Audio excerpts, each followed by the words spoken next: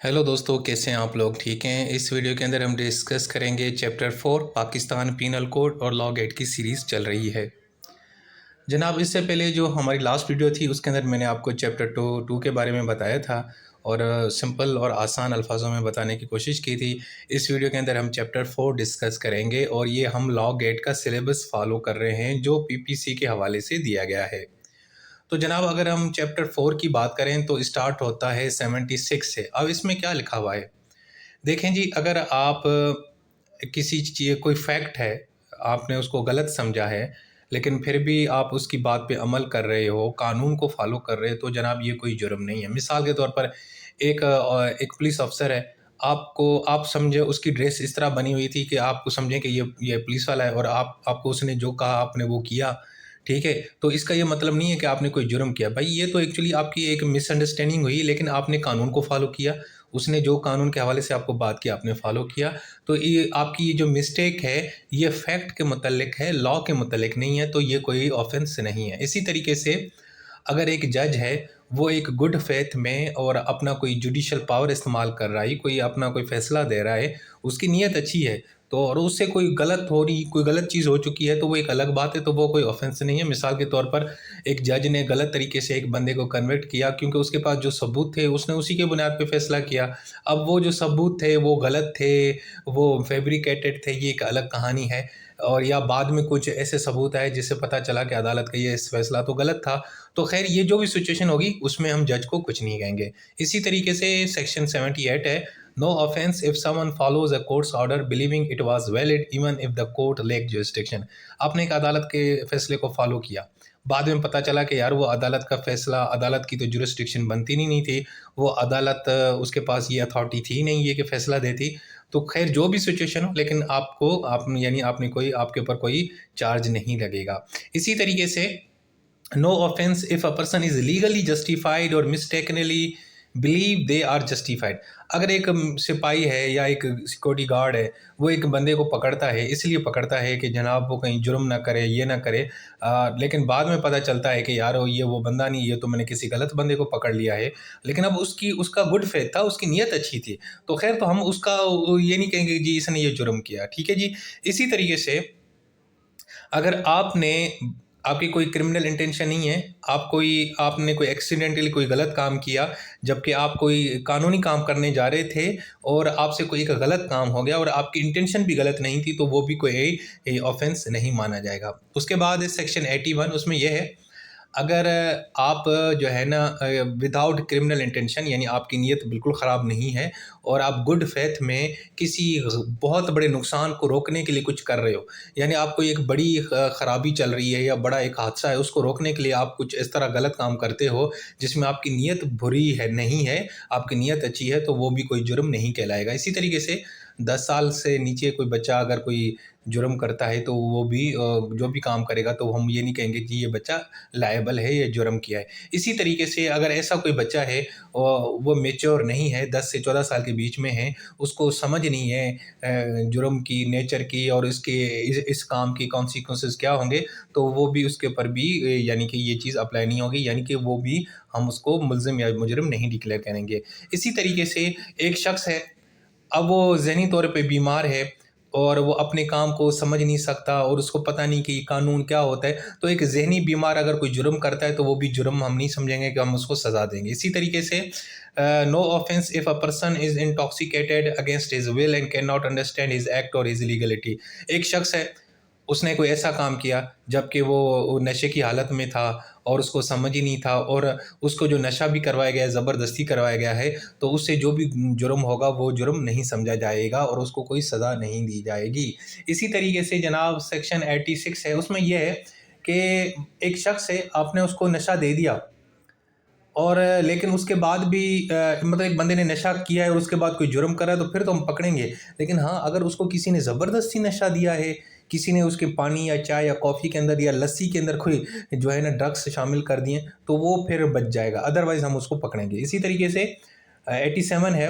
अगर एक एडल्ट बंदा है वो एग्री होता है कोई काम करने के लिए और उसकी कोई इंटेंशन भी नहीं है किसी को हार्म करने की, तो वो भी ऑफेंस नहीं होगा। कि यानी एक बंदा है वो अपनी मर्ज़ी से किसी को इजाज़त देता है कि हाँ भाई तुम ये काम कर सकते हो, फ़लाँ चीज़ का नुकसान पहुँच सकते हो, और उसकी वो नीयत बुरी भी नहीं है क्योंकि वो ज़रूरी है वो चीज़ करना, तो वो हम उसको जुर्म नहीं कंसीडर करेंगे। इसी तरीके से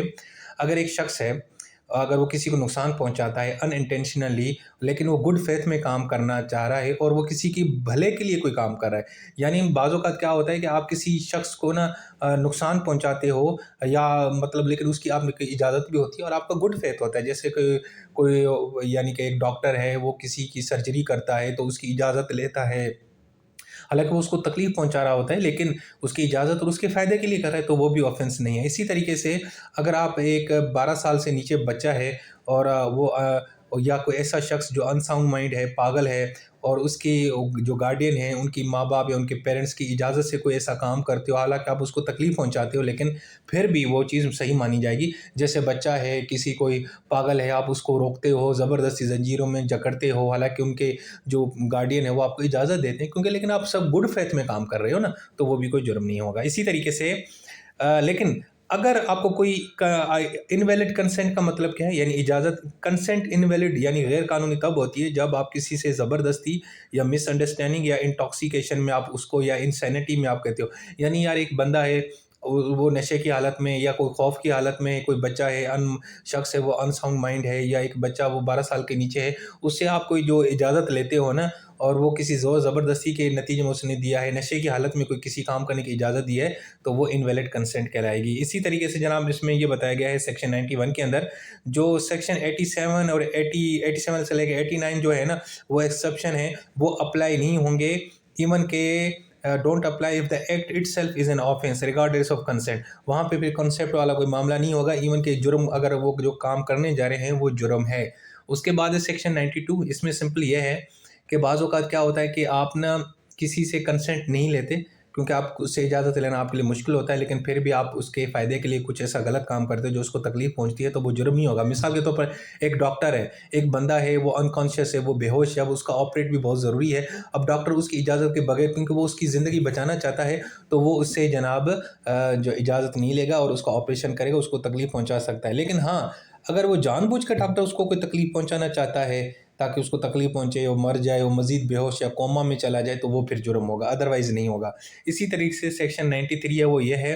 कि अगर आपने कोई एक ऐसी स्टेटमेंट दी है जो बड़ी ख़तरनाक है, लेकिन आपने गुड फेथ में दी है, तो वो कोई जुर्म नहीं है, और किसी के फ़ायदे के लिए दी है, तो वो कोई जुर्म नहीं है। इसी तरीके से no offence if someone is forced to act under threat of instant death,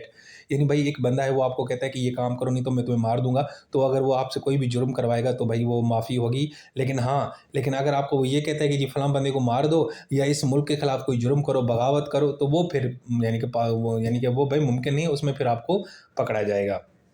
इसी तरीके से सेक्शन 95 है, उसमें no offence is harm is so minor. यार मिसाल है किसी बंदे को थोड़ी सी तकलीफ़ देना, और ये और उसके फ़ायदे के लिए, और वो बंदा कंप्लेन भी ना करे, यानी मैं किसी को ऐसे ना हल्का सा उसका बाजू मरोड़ दूँ और वो अदालत में कंप्लेन भी नहीं करता, किसी मेरी शिकायत भी नहीं लगाता, तो वो फिर कोई जुर्म नहीं है। इसी तरीके से सेक्शन 96 है प्राइवेट डिफेंस, यानी कि भाईजान अगर आप सेल्फ डिफेंस में कोई भी काम करते हैं, अपने आप को बचाते हैं, तो वो कोई जुर्म नहीं है। इसी तरीके से अगर आप अपनी प्रॉपर्टी को चोरी, रॉबरी या मिसचीफ या ट्रेसपास से रोकते हैं, अपने आप को रोकते हैं, कोई सेल्फ डिफेंस में काम करेंगे, तो वो भी कोई जुर्म नहीं है। इसी तरीके से right to self defence applies even if the attacker is under age, intoxicated mentally, even कि अगर कोई जो आपके ऊपर हमला कर रहा है वो बच्चा है, अनसाउंड माइंड है, पागल है, चरिया है, नशे की हालत में, तब भी आपके पास सेल्फ डिफेंस का राइट है। इसी तरीके से no right of private defence against public servants acting in a good faith और when legal help is available, यानी एक सरकारी मुलाजिम है, उसको कहा गया कि ये फलां बंदे को पकड़ो, वो कहीं भाग ना जाए, तो अब वो जो भी कर रहा है तो उसके खिलाफ आपने सेल्फ डिफेंस इस्तेमाल नहीं करना। यानी एक पुलिस वाला है, वो एक चोर है जो लॉकअप से भाग गया है, जेल से तोड़ के भागे, उसको वो पकड़ता है, उसको यानी कि फोर्सफुली पकड़ता है, तो उसके खिलाफ वो सेल्फ डिफेंस का राइट इस्तेमाल नहीं कर सकता, कैदी नहीं इस्तेमाल कर सकता। उसके बाद सेक्शन 100 है right to cause a death if force facing threats like murder. भाई देखें, अगर आपको कोई मारने की धमकी देता है, आपको एक गहरी चोट पहुंचा रहा है, आपके साथ ज्यादती कर रहा है, अननेचुरल लस्ट कर रहा है, आपको अगवा कर रहा है, तो उस सूरत में अगर आप किसी की जान ले भी लें तो तब भी जनाब ये आपके पास राइट है, आप कर सकते हैं। लेकिन शर्त यह है कि बदले में आपको भी उतना नुकसान पहुंच रहा हो। इसी तरीके से सेक्शन 101 है, इसमें यह है कि अगर जो आपके ऊपर अटैक हुआ है वो इतना ज़्यादा ख़तरनाक नहीं है तो फिर आपने बस लिमिटेड फोर्स इस्तेमाल करनी है, यानी उसको आपने मारना नहीं है, ठीक है। इसी तरीके से सेक्शन 102 में है defence start when reasonable fear of danger arises and continue on the day. देखें भैया, डिफेंस कब आपने करना है, यानी अपना दिफा कब करना है, जब आपको पता चले कि यार अब आपको एक खौफ हो कि भाई मेरे ऊपर हमला होने वाला है, और जब तक वो खौफ आपके सामने से टल ना जाए, यानी एक शख्स है उसके हाथ में एक रिवाल्वर है और आपको पता है कि या ये मुझे मार सकता है, तो जब तक उसके हाथ में रिवाल्वर है तब से आप अपना डिफेंस शुरू कर सकते हैं, जब तक वो रिवाल्वर उससे छीन ना लिया जाए या वो शख्स वहाँ से चला ना जाए। इसी तरीके से सेक्शन 103 है person may use deadly force to stop robbery, night time house breaking और fire damage to home.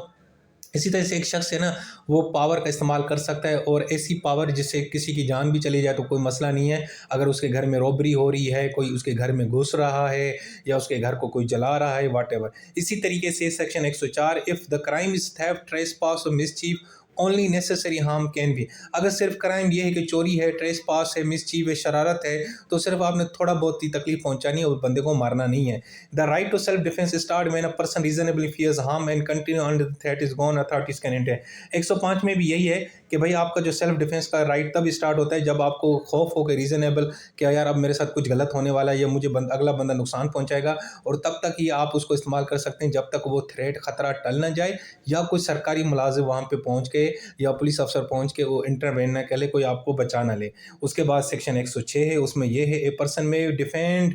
Against a deadly attack even if it unintentionally harms an innocent person. देखें जी, अगर आपके ऊपर कोई किसी ने कातलाना हमला किया है और आप अपना डिफेंस कर रहे हो, तो उस सूरत में अगर किसी एक मासूम शख्स को तो जो है ना आप चोट पहुंच जाती है, अनइंटेंशनली चोट पहुंच जाती है, तो वो कोई जुर्म नहीं है, आपको उसमें जनाब छोड़ दिया जाएगा। सो दोस्तों, ये था हमारा चैप्टर 4, ठीक है, जनरल एक्सेप्शंस पीपीसी के हवाले से। अपना ख्याल रखें, टेक केयर, अल्लाह हाफिज़।